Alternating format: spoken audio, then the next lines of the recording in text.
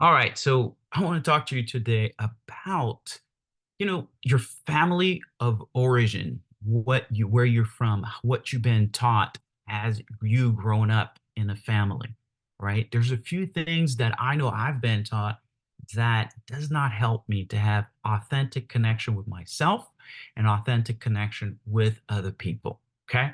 All that means is true connection, okay? So the very first thing that I've been taught, and maybe you have too, is to keep family secrets. Ever thought about that? Keeping family secrets of something that might happen. I know for me it was abuse. And I was told not to say anything about all the things that were going on in my house against myself and other people that I saw. See, the problem with that keeping family secrets, what it does is it silences your voice. So my voice was silent. Okay. And here's the other thing that does. What it does is it creates this belief system that says, don't talk, I don't trust, and I surely do not feel, and I don't speak. So those are things that this keeping your family secret creates inside of us. The second thing that we're told to do actually is to actually keep the family status. Keeping the family status, what that does is it creates you to be superficial because you always want to look good in front of people. You definitely don't want to share anything bad. That's number one. Number two, you have to put up a face, basically. And when you put up a face, basically what happens, you have this belief that drives you to be perfect so you can be safe. So now you're driven to perfection to be safe. So now you got to perform. You have to be the right way, the right person, the right everything. You have to look good. You have to make sure that nobody knows anything sad, mad about you that could make them feel a certain way.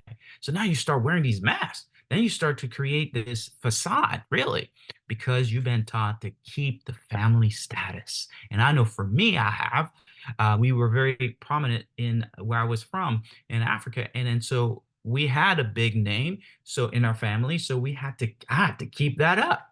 So I couldn't share the family secret. I surely had to share, I keep the status. And the last thing, you also have to keep the family false ID, the false self, because the family has a status, but it also has a false self, a false ID, a false identification, a false way the way we fool people, right? We put on a family mask.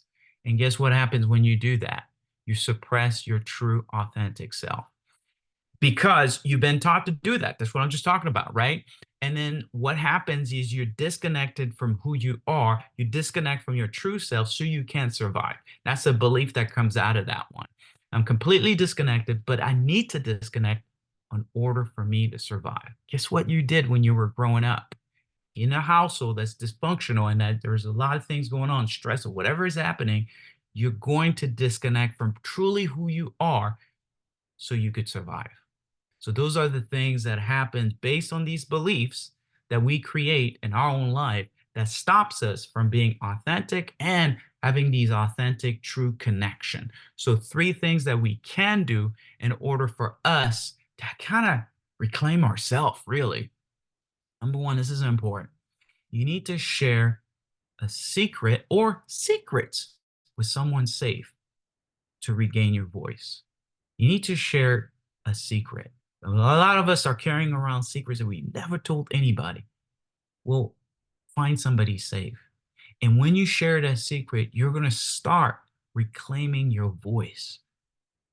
You could reclaim your voice because for me, I start sharing about what happened to me in my abuse. I start sharing more openly about what was going on with me, just in my life in general. And guess what happens? I start getting my voice back. I start being more courageous, start speaking. And it got easier, actually, by the way.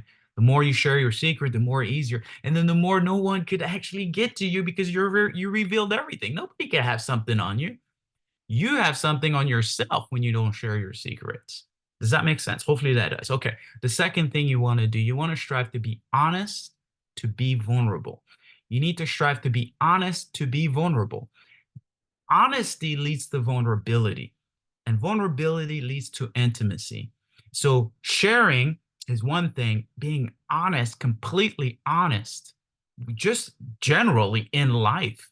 will help you, one, to be vulnerable, so people to be vulnerable with you, and it's with you, and it's going to create intimacy. Intimacy. You will have people see into you, and you will attract people that you could see into. And lastly, stepping into your true self will create growth and vitality.